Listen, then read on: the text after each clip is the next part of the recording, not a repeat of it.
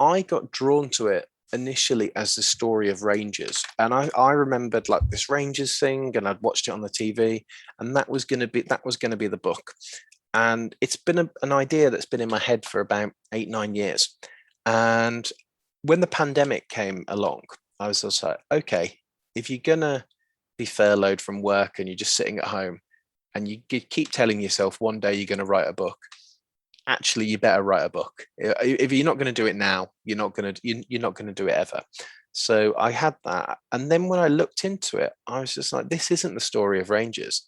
Rangers is what drew me to it, but this is the story of Marseille, Milan. It's the story of Tappi and Berlusconi. But I got really passionate about, I guess, all the teams in it, because I was just like, this is what the European Cup, this is what European football used to be. There are 36 national champions in this tournament. They've all won their own leagues. They've all succeeded. They've all got their own story to tell, and I wanted to make sure that the breadth of that was reflected in there.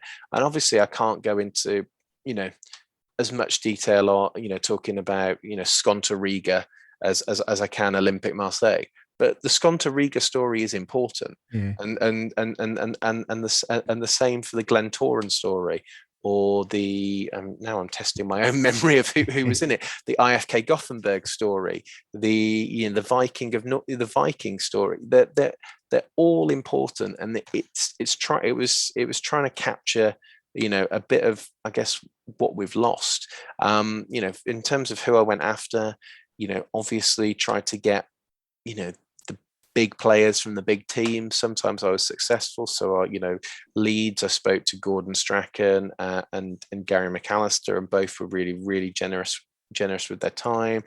I spoke to Daniel Amakachi of Club Bruges, who actually scored the first Champions League goal, and he told me a nice little anecdote about how he loved, about how he was a fan of Scottish football because of reading Shoot and Match magazine when he was younger. He said, "I've got it here. I'm just going to read: Rangers, Celtic, Dundee United, and Aberdeen. When we were growing up in Nigeria, buying Shoot and Match magazine, these were the teams we learned about." So I think that was quite nice. But then there's other people who you just, not necessarily the stars of the book, but say somewhat. So for Glentoran, I spoke to a guy called Barney Bowers who played for that team for 15 years. He played in almost 30 different European matches, because they were always in, and listening to him, just I could have listened to Barney for ages.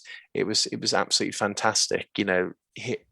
Almost downloading all his memories.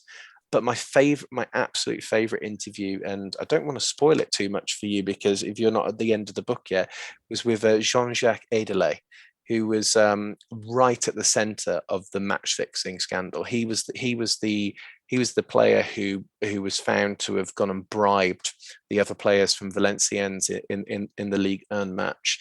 And he doesn't give a lot of interviews, understandably, because people want to just talk to him about the darkest moment of his career.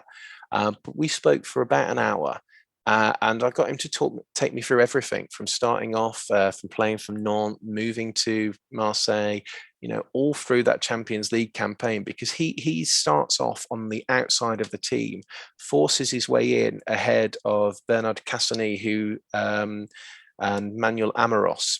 Manuel Amoros was the French captain, and he gets ahead of him in the team, and it should be a Cinderella story of like a hardworking journeyman player going to the right place at the right time.